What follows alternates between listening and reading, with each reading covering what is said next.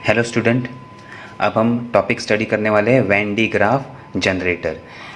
Van de Graaff generator ये Van de Graaff ने discover किया है। वैन डी ग्राफ साइंटिस्ट का नाम है, उसने डिस्कवर किया है, इसलिए इसको नाम दिया गया है Van de Graaff generator. Van de Graaff generator is device use to develop a very high potential of order of 10⁻⁷ volt. इसका यूज़ क्या है? हाई पोटेंशियल डेवलप करना।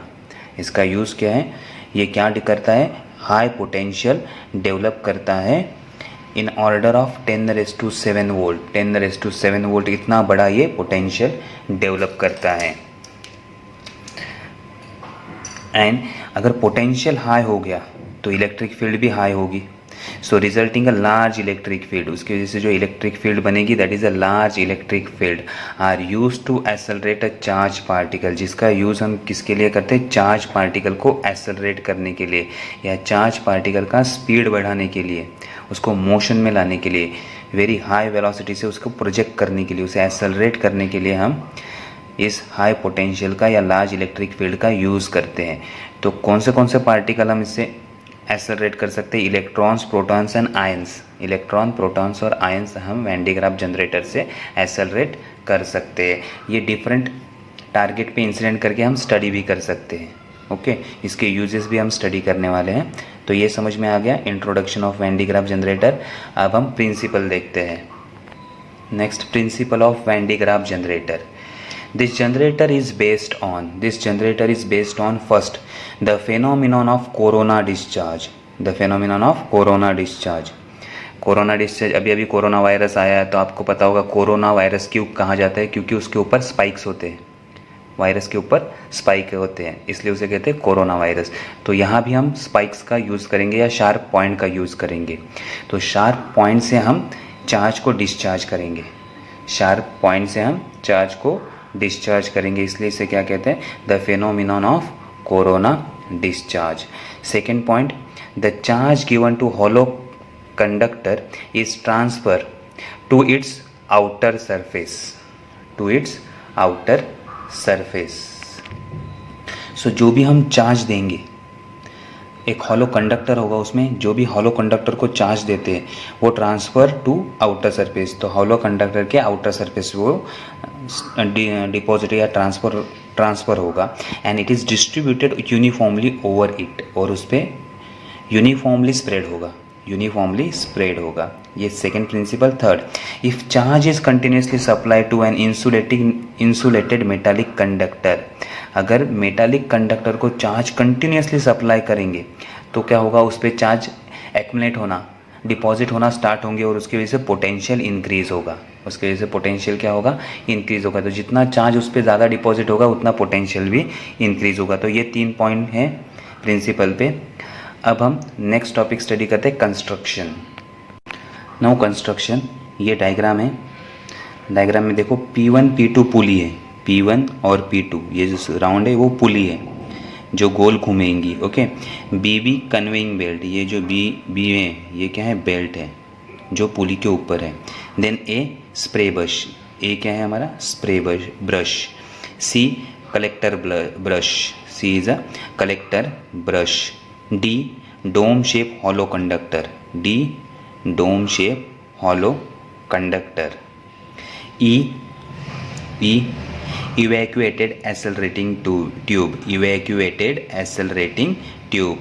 I ion source, I क्या है हमारा? Ion source. P DC power supply, ये हमारा DC power supply है, 50 kilo volt DC supply. P is the DC power supply. S steel vessel, S steel vessel filled with nitrogen, S is a steel vessel filled with the nitrogen। और ये है हमारा M,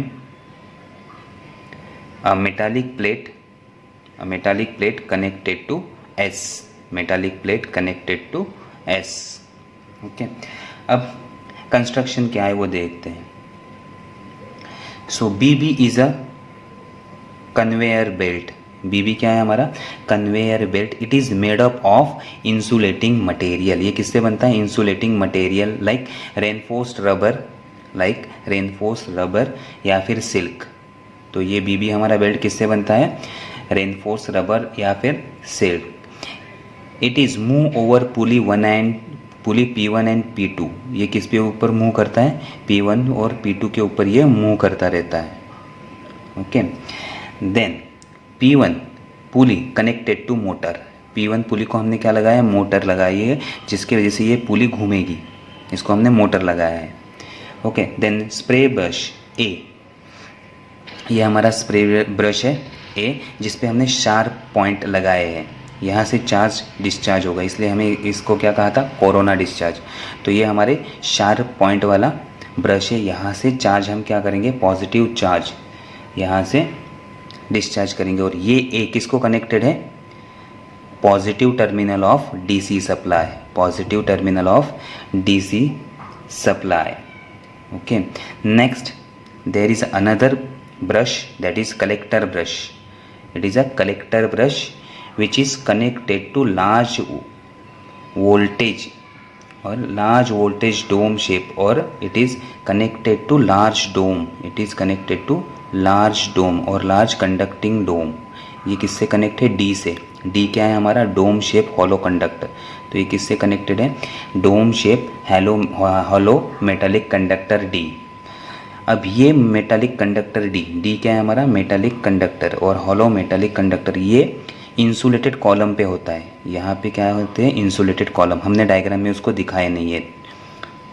ये किसके ऊपर रखा होता है? इंसुलेटेड कॉलम के ऊपर या पिलर के ऊपर इसको रखा गया, लेकिन ये डायग्राम में हमने दिखाया नहीं है। नेक्स्ट उसके आगे आता है E क्या है? Evacuated accelerating tube. ये हमारा इवैक्यूएटेड एसेलरेटिंग ट्यूब है, जिसमें इलेक्ट्रोड लगाया हुआ है I, जिसपे इलेक्ट्रोड कौन सा लगाया है? I। और ये I किसको कनेक्टेड है? डोम को। ये I किसको कनेक्टेड है? डोम को कनेक्टेड है। देन ये पूरा सेटअप हमने कहाँ किस में रखा है? S में। S क्या है हमारा? Steel vessel filled with nitrogen. तो ये पूरा सेटअप हम किस में रखते हैं? S, that is steel vessel filled with the nitrogen. और इस वेसल में नाइट्रोजन हाई प्रेशर से भरा हुआ होता है। इसके वजह से जो भी पॉजिटिव चार्ज होंगे वो लीक नहीं होंगे।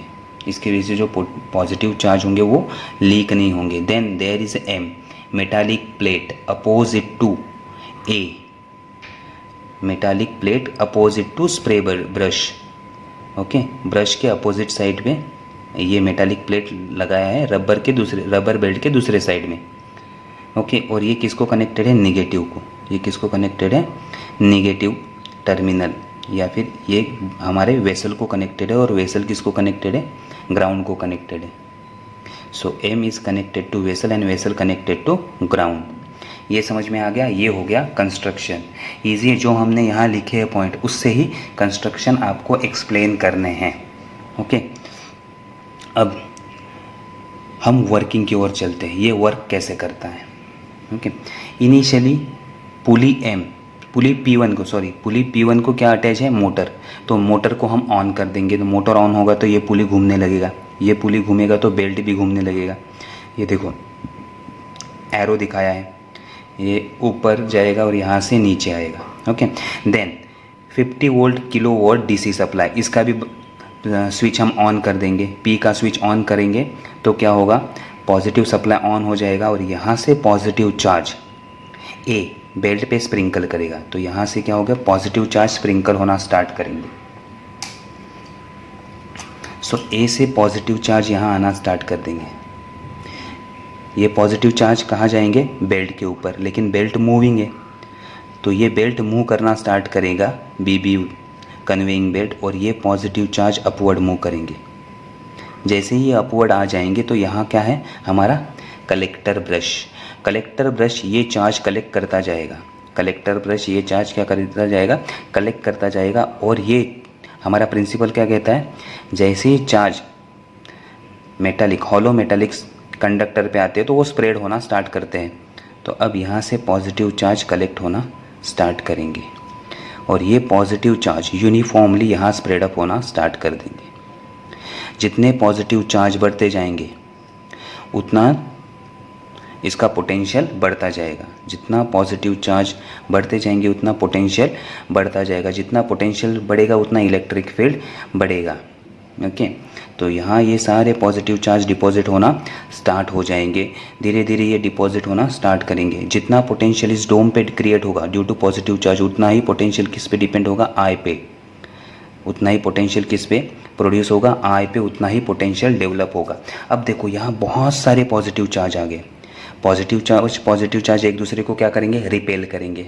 एक दूसरे को क्या करेंगे, रिपेल करेंगे। और रिपेल करने से क्या होगा, एक दूसरे को रिपेल करेंगे और इसमें स्पार्क डेवलप होंगे। ये सारे चार्ज स्पेस में चले जाएंगे या एयर में चले जाएंगे।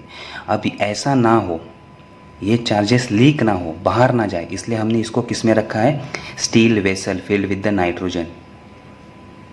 हमने इसको स्टील वेसल में रखा है जिसमें नाइट्रोजन हाई प्रेशर से भरा हुआ रहता है। इसके वजह से यहाँ के चार्ज लीक नहीं होते, नहीं तो पॉजिटिव चार्ज एक दूसरे को रिपेल करते और स्पार्क होके ये बाहर चले जाते। लेकिन ऐसा नहीं हो रहा है क्योंकि इसको हमने वेसल में रखा है और जिस पे हाई प्रेशर से नाइट्रोजन फिलअप किया हुआ है। अब देखो ई हमारा क्या है, evacuated accelerating tube. Evacuated accelerating tube. अब इसमें हाई पोटेंशियल डेवलप हो गया। अब जिस पार्टिकल को हमें एक्सेलरेट करना है हम इस ट्यूब पे लेके आएंगे, कौन सा पॉजिटिव चार्ज हो या ड्यूटेरॉन हो, उसको हम यहाँ लेके आएंगे। अब ये हाई पोटेंशियल इसको अपोज करेगा। हाई पोटेंशियल क्या करेगा, इलेक्ट्रोड का हाई पोटेंशियल इसको अपोज करेगा और यहाँ पोटेंशियल हाई है। हाई पोटेंशियल से ये कहाँ मूव करेगा, लो पोटेंशियल की तरफ। ये कहाँ मूव करेगा, लो पोटेंशियल की तरफ। और यहाँ हमने अगर टारगेट रख दिया हमारा जिस पे हमें ये पार्टिकल इंसिडेंट करना है, तो ये बहुत ही स्पीड से आके इस पे इंसिडेंट होगा, बहुत स्पीड से आके इंसिडेंट होगा। अब हम इसकी प्रॉपर्टी स्टडी कर सकते हैं या कहीं भी हमें इंसर्ट करना है, बम्बार्ड करना है, उस पर हम बम्बार्ड कर सकते हैं। इस तरह से ये वर्किंग करता है, इस तरह से ये वर्किंग करता है। इसका वर्किंग समझ में आ गया, इजी है। तो कंस्ट्रक्शन समझ में आ गया, वर्किंग समझ में आ गया। इसका नोट्स आपको बनाना है। ओके, कंस्ट्रक्शन एंड वर्किंग समझ में आ गया है ना। अब इसका यूजेस हम स्टडी करेंगे। What is the uses of this Van de Graaff generator.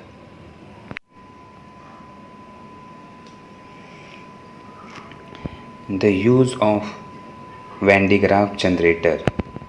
The main use of Van de Graaff generator is produce very high energy charge particle having energy of the order of 10 mega electron volt.